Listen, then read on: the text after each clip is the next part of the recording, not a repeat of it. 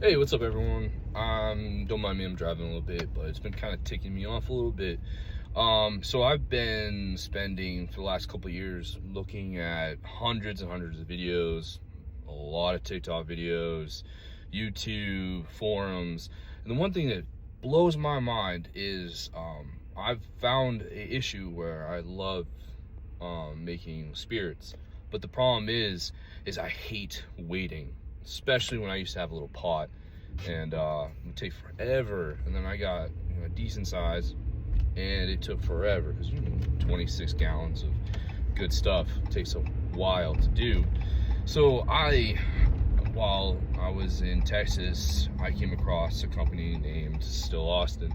They have one of the unique stills that I have been researching for years, and I've come to design a few designs that would, on a small home scale, would be able to manage. And it's really hard to find anything that has any substance of information to design, build, and reconstruct if need be to make a still that is continuous still. There is a lot of people out there that have continuous stills, but they are just stripping stills. They don't run like a spirit still. There's some out there that are, big companies have a continuous still that has basically a thumper that is, all the distillate comes off the tall column and goes into a thumper, and then the spirit comes off of that.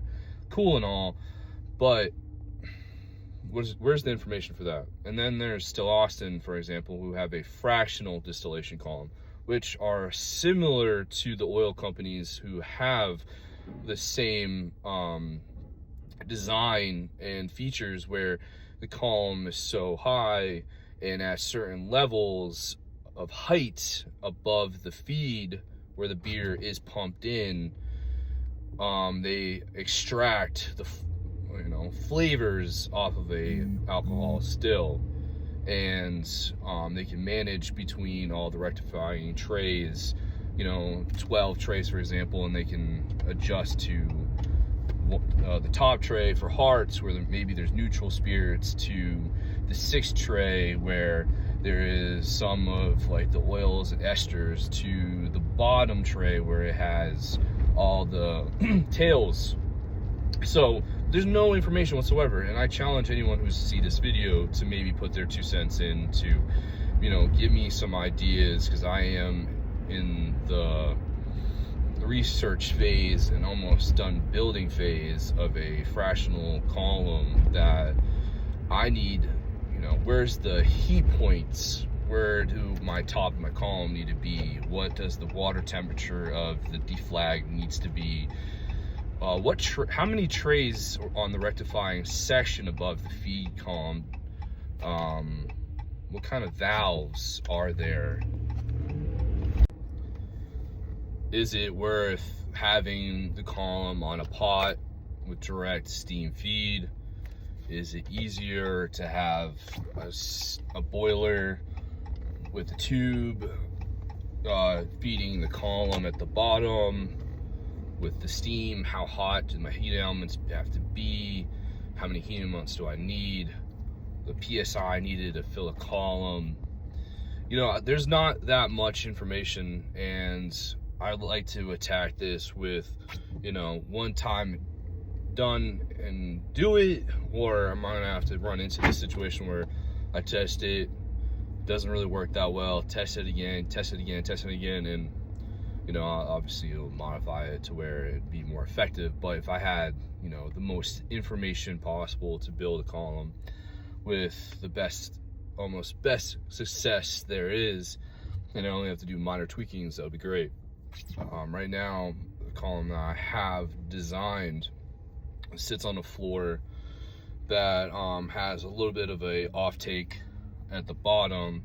I don't know if it's going to be enough to remove all the feed, in that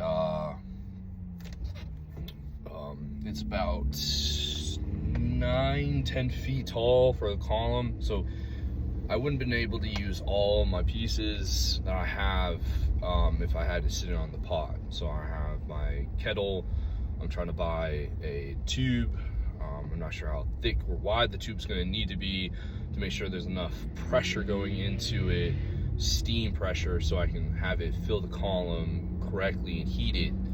And then so I was thinking about having a normal column where the 90-degree bend is, and then have the condensers going down, using one of the condensers as a preheater, wrapping copper coil tube around the kettle to kind of take some of the heat on the kettle as a preheater.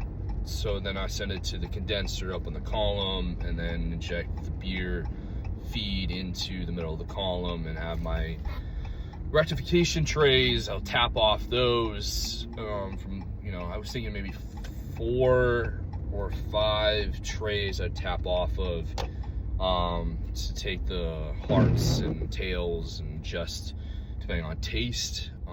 So it's kind of like little things I'm thinking about. I have a column that has 1.5 inch tri-clamp ports, and then I have a solid column that it's 3 inches, both of them.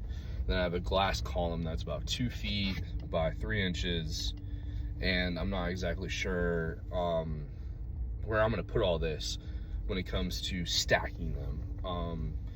So there's one little I guess rough areas I'm having questions about. If anyone could come help me out with information, if they've done it, if they want to get into it, I can share information when it comes to it too, because I'm all about efficiency, I'm all about taste, but I'm also about my time.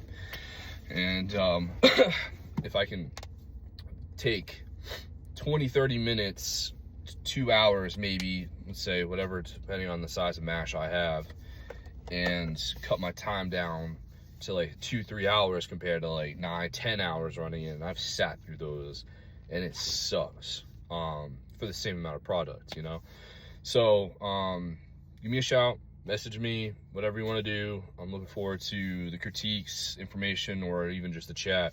So I'm looking forward to it too.